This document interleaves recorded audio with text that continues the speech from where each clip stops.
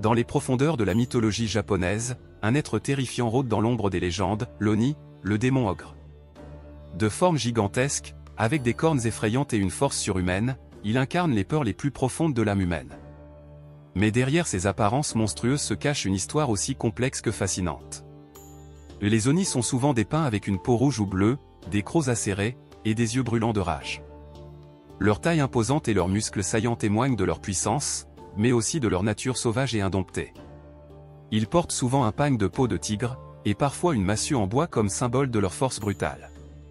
Originaire des contes et légendes anciennes, l'Oni est plus qu'un simple monstre. Dans le folklore japonais, il est parfois perçu comme un esprit vengeur, une incarnation des malheurs ou des catastrophes.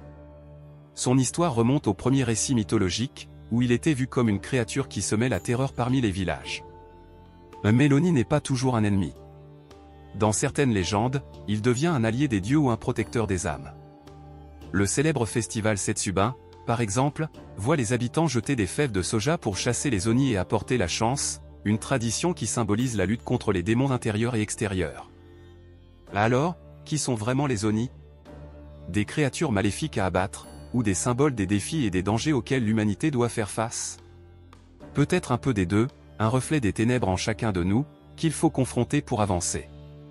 Si ces légendes vous fascinent autant qu'elles nous hantent, abonnez-vous pour plonger chaque jour un peu plus au cœur des mythes et des créatures oubliées.